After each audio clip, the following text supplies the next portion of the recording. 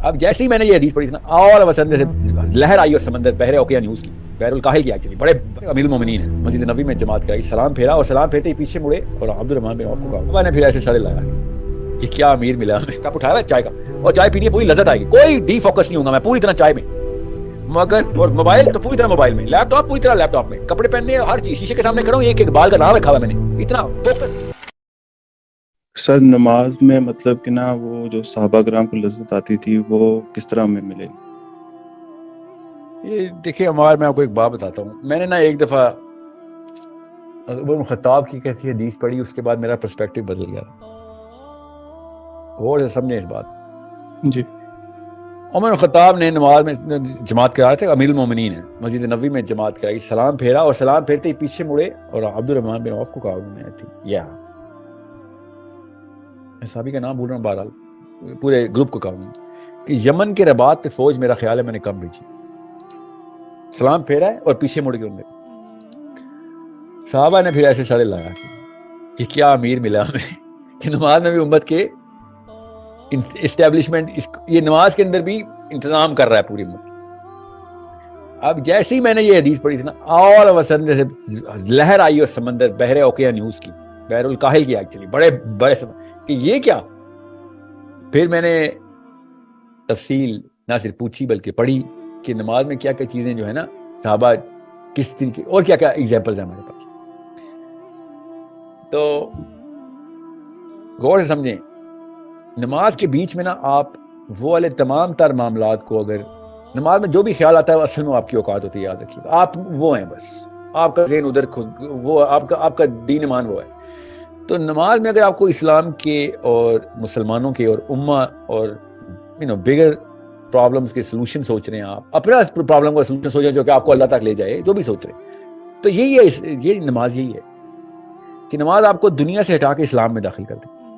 اسلام کا کوئی بھی ایلیمنٹ آپ کے ذہن میں آ رہا ہو جو کہ آپ کے دائرہ اختیار میں ہو یا آپ لانا چاہ رہے ہو، تو صحابہ سے صاف ثابت ہو.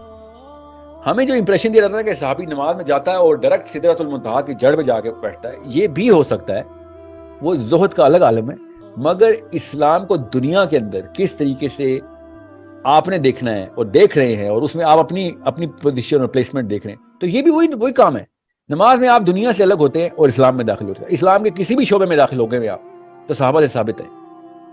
آئی ہوپ کہ میں نے اینگل بدل کے آپ کو اس نس کے اوپر ہی جواب دے جس نس سے آپ نے سوال کیا ہے دماغ کی، کہ نماز میں وہ والی دنیا کہاں سے دیکھوں. تو میں عمر خطاب سے اوپر تو کوئی نام نہیں ہے نا ہمارے ذہن میں. ان کی نماز دیکھیں، ان کی نماز کیا ہے.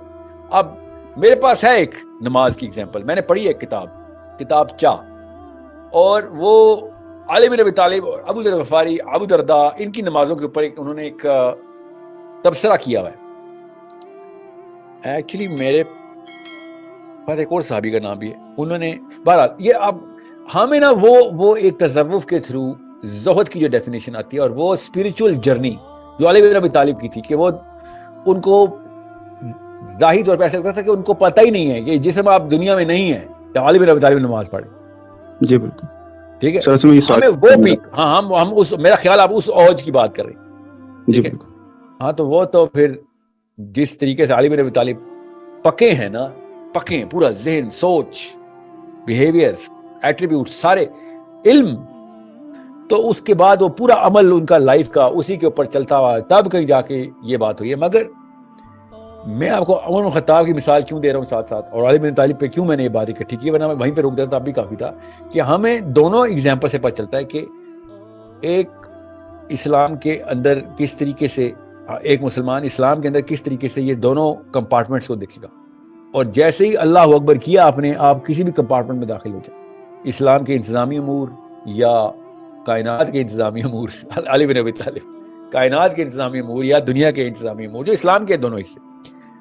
میں جب بھی یہ سوچتا ہوں علی بن ابی طالب کا یا عمر خطاب کا، تو میں کئی دفعہ ایکٹنگ کر رہا ہوتا ہوں نماز میں بھی نا، میں بھی ایکٹنگ کرنا شروع کرتا ہوں، ظاہر ہے تاکہ پریکٹس ہو جائے نا، کہ ایکٹنگ کس چیز کی، کہ میں وہی سوچوں کہ اس وقت کیا چل رہا ہے، ان دا افیئرز آف امہ. نہیں رکتی سوچ، کہیں اور جاتی ہے، کہیں اور جائے گی. پھر بندے کو پھر دیکھیں تزکیہ کی اس سے خوبصورت کیا ٹریننگ ہوتی ہے نماز ہے، کہ آپ نماز کے دوران یہ پتہ کر لیتے ہیں کہ آپ کدھر جاتے ہیں.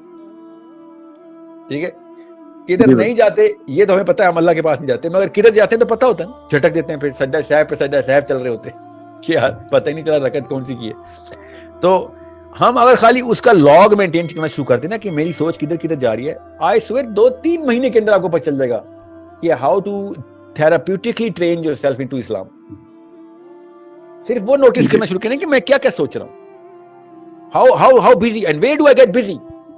نماز پڑھتے ہی جتنی جلدی ذہن آپ کا ٹریول کرتا ہے نا، عام اتنا فوکس ہے کہ میں نے چائے کا کپ اٹھایا ہوا ہے چائے کا، اور چائے پینی ہے، پوری لذت آئے گی، کوئی ڈی فوکس نہیں ہوگا میں پوری طرح چائے میں.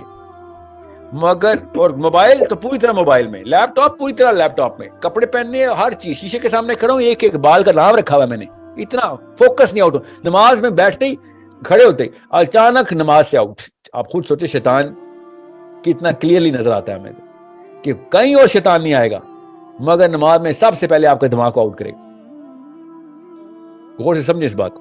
سو آپ نے یہ دیکھنا ہے مجھے کہاں لے کے جاتا ہے میرا نفس یا شیطان، کن کن کن ہواؤں میں اڑاتا ہے مجھے، ہمیں بھی تو دیکھیں کن دنیاؤں میں لے کے جاتا ہے. تو آپ کو جب پتہ چلنا شروع ہوگا تو آپ کو پتہ چلے گا کہ ہاں اوکے دیز آر دا، اس کی سورسز تو پتہ ہوتی ہے نا، کوئی پیسوں کا مسئلے ہیں، کوئی ہیلتھ کے ایشوز ہیں، یا کوئی دفتر کے معاملات ہیں، بیوی بچوں کے معاملات، کوئی میں کہیں تو جاتے ہیں آپ نے، گاڑی لینی ہے، گھر بنانا ہے، جو بھی چل رہا ہے. سو آل آف اے سڈن آپ کو پتہ چلے گا کہ امت، دنیا، کائنات اور میں اکیلا، میں اور میرے بیوی بچے، یا بیوی بچے بھی بڑی بات ہے، دور کی بات ہے، میں اپنا ہی کچھ سوچ رہا ہوں، اپنے ہی مزے سوچ رہا ہوں. سو آپ کو اپنی میٹرکس نظر آتی ہے پھر کہ اچھا میں کس حصے میں ابھی تک اپنے آپ کو قید کر کے بیٹھا ہوں. سو میرے استاد نے مجھے کہا تھا کہ آپ اپنا پنجرا دیکھ لیں، کس پنجرے میں ہیں. تو مجھے نہیں پتا تھا اس کا مطلب کیا، مگر آپ مجھے پتہ چل رہا ہے. اس کے بعد تو سمجھ آ گئی تھی کہ میں قید ہوں کہیں پہ، اور اسی پنجرے میں انٹر ہوتا ہوں نماز میں جب جاتا ہوں. الگ الگ پنجرے مگر جاتا پنجرے میں ہی ہوں. تو وہ تالا تو خود توڑنا پڑتا ہے نا، کئی دفعہ قربانی دینی پڑتی ہے کہ یار اس چیز کو چھوڑ دوں، یہ بار بار نماز میں آتی ہے. لوگوں نے گاڑیاں اس لیے نہیں لی ہوئی، گھر نہیں لیے. بتاتا ہوں کیوں، یار بار بار سوچتا تھا نمازوں میں آنا شروع ہو گیا. یہ محاورہ ہے بڑے بڑے جید لوگوں کا، علماء کا، یار اب یہ کام نہیں کرنا، یہ نمازوں میں آنا شروع ہو گیا، دنیاوی کام نمازوں میں آنا شروع ہو گیا. یار اب نوٹس کرتے ہیں، لکھتے ہیں، جانچتے ہیں، اپنے اندر کھوجتے ہیں، تو پتہ چلتا ہے نا ان کو کہ ہاں یار یہ تو میری نماز میں، یہ تو میری نماز کے حصہ بن گیا. جو چیز نماز کے حصہ بن گئی تو شرک ہو گیا. وہ تو اس بات ڈر سے کہتے ہیں نا کہ میں تو اس کو اپنی نماز کے اندر لے آیا ہوں، تو پھر نماز میں تو صرف اللہ چاہیے نا. جی سو یہ ایک ایسا تزکیہ ہے جو کہ آپ کو خود کرنا پڑے گا، جو کہ نماز کے اندر آپ نوٹس کریں، بنائیں ذرا اپنی نماز کو بنائیں. نماز بنانی پڑتی، لٹرلی بنانی پڑتی.